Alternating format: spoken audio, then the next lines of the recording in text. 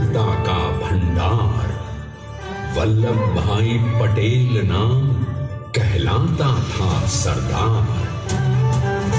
कृषक कार्मिक जनगण से था उसको प्यार अपार। अखिल देश ने उसे रहनुमा किया था स्वीकार।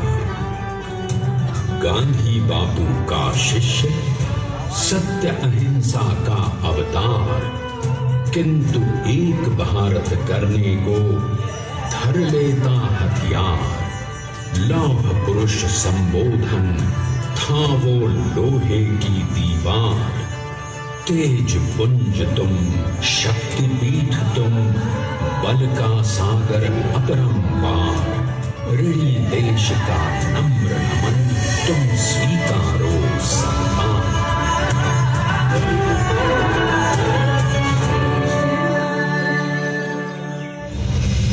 1857 में अंग्रेजों को ललकारने वाले पहले स्वतंत्रता संग्राम के एक सक्रिय सिपाही थे झवेर भाई पटेल। करमसद गांव के इस बहादुर देशभक्त किसान और उनकी पत्नी लाड बाई के 5 बेटों और 1 बेटी में से चौथे पुत्र थे वल्लभ भाई। बालक वल्लभ ने करमसद के बाद नडियाद से अपनी हाई स्कूल की शिक्षा पूरी की। फिर 13 साल की उम्र में उनकी शादी भी हो गई छोटी सी झवेर बाई से। 2 बच्चों, बेटी माई बहन और बेटे डाया भाई को जन्म देने के बाद झवेर बाई असमय ही चल बसी। सदी बदलने और 20वीं सदी आने पर उनका जीवन भी एक चमत्कार की तरह बदला। लीडर का इम्तिहान पास करके वो वकालत करने लगे। पहले गोधरा, फिर आणंद और उसके बाद अहमदाबाद में। मगर जल्द ही वकालत छोड़कर वो बैरिस्टर बनने की इच्छा से इंग्लैंड चले गए। लंदन में बैरिस्ट्री में अव्वल आने और वजीफा जीतने वाले वो अनोखे भारतीय थे। अब तो अहमदाबाद की वरिष्ठ अदालत में बैरिस्टर पटेल की जिरह और जीतों की धूम मच गई।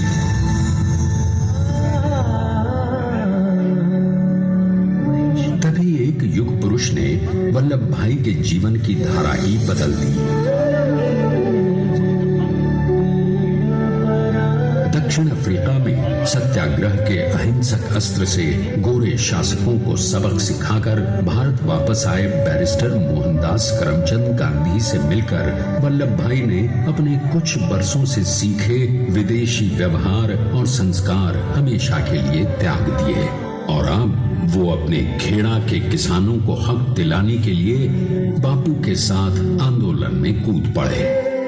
अब उनके पैरों में जूते नहीं, गांवों की धूल थी। हृदय में भारत भूमि की शस्य श्यामला धरती। मन में थे गांधी और मस्तिष्क में एक नए स्वतंत्र भारत का सपना।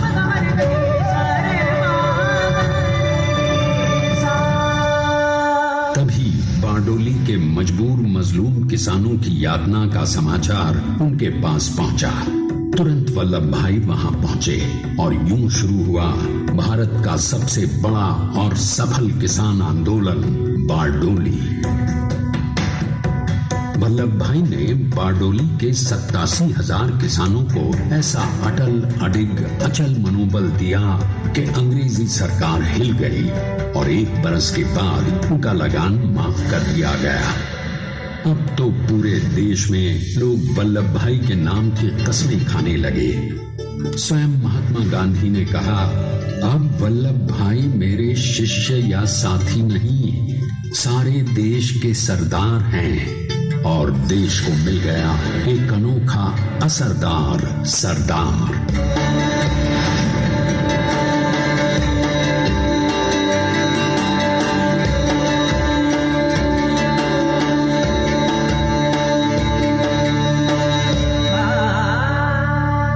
सरदार पटेल के नाम और देशभक्ति से अंग्रेज डरकर कांपने लगे।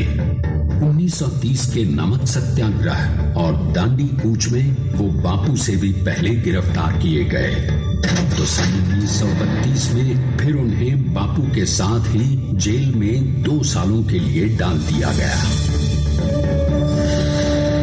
मगर आजादी के दीवानों को, स्वतंत्रता के परवानों को कौन गिरफ्तार कर पाया है? जेल से छूटते ही सरदार को कांग्रेस के नए राष्ट्राध्यक्ष पद पर चुना गया और उनकी सरपरस्ती में राष्ट्रवादी भारतीयों ने तमाम ब्रिटिश सूबों में जीत हासिल कर वहां अपनी स्थानिक सरकारें बनाई। किंतु सरदार का सपना केवल सरकार बनाना नहीं था। उनका स्वप्न तो था एक ऐसे नए भारत का जहां हर रंग, हर रूप, हर जात, मजहब, तबके का हिंदुस्तानी एक साथ मिलकर एक ऐसा नया भारत बना सके जहां पूर्ण स्वराज के साथ सारे समाज को गरीबी, अशिक्षा, छुआछूत से भी आजादी मिल जाए।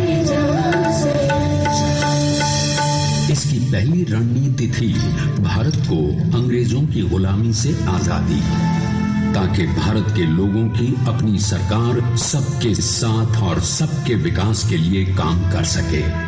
बापू की अगुवाई में अब देश ने अंग्रेजों को अंतिम चेतावनी दे दी, करेंगे या मरेंगे, क्विट इंडिया, अंग्रेजों भारत छोड़ो। बस फिर क्या था, संघर्ष की रणभेरी बजी। 3 सालों के लिए सरदार पटेल को भी सत्याग्रही नेताओं के साथ जेल में ठूंस दिया गया। 2 सालों के बाद अंग्रेजों को बापू के सभी शिष्यों और साथियों को छोड़ना पड़ा।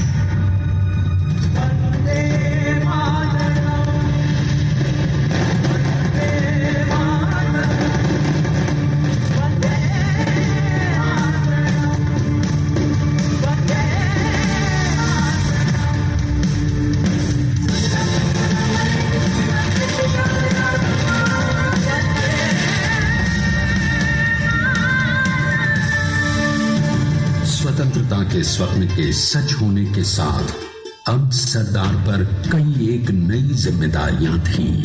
आने वाली आजादी की तैयारी और एक नए भारत के लिए नए लोकतांत्रिक संविधान की संरचना। जैसा उनके साथी ने खुद कहा था, सरदार ने ही छेनी हथौड़ी लेकर एक नए भारत को उकेरा है।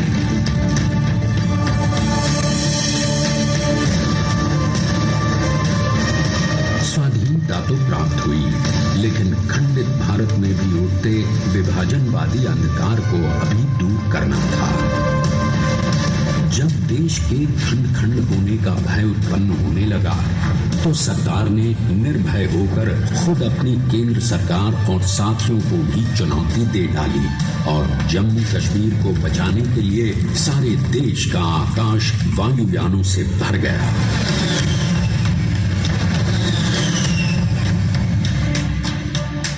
और फिर हैदराबाद और जूनागढ़ के भारत में विलयीकरण को पाकिस्तान से चुनौती मिली। सरदार चाहते थे कि देश की 1 इंच धरती अब और विभाजित नहीं होनी चाहिए।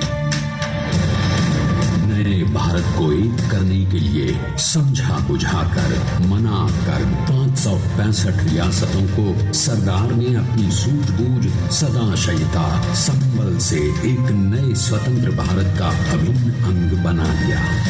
हमारे इतिहास में अखंड भारत के पुरुषार्थ का ये एक महानतम अध्याय है। जैसा उन्होंने स्वयं कहा था, हमें नए धागों को पुराने ताने बाने में ऐसे पिरोना है कि एक दूसरे में गुंथ जाएं और बेहतरीन बनावट वाला एक नया भारत उभर कर सामने आ सके। अंततः अपने वज्र दृढ़ संकल्प से एक नया विराट विशाल एक भारत श्रेष्ठ भारत बनाकर दिखा ही दिया सरदार ने। संसार के सबसे बड़े प्रजातंत्र के शिल्पी को प्रणाम करने के लिए देश ने बनाया है ये समर्थ स्मारक। स्वाधीन भारत को समर्थ भारत में बदलने वाले सरदार पटेल को समर्पित।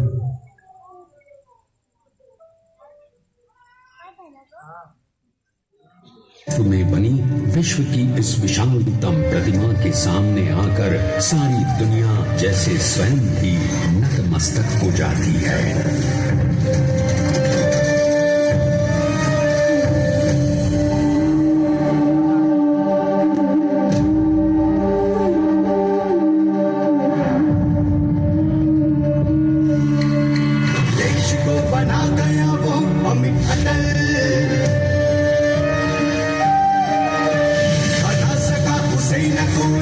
शत्रुदल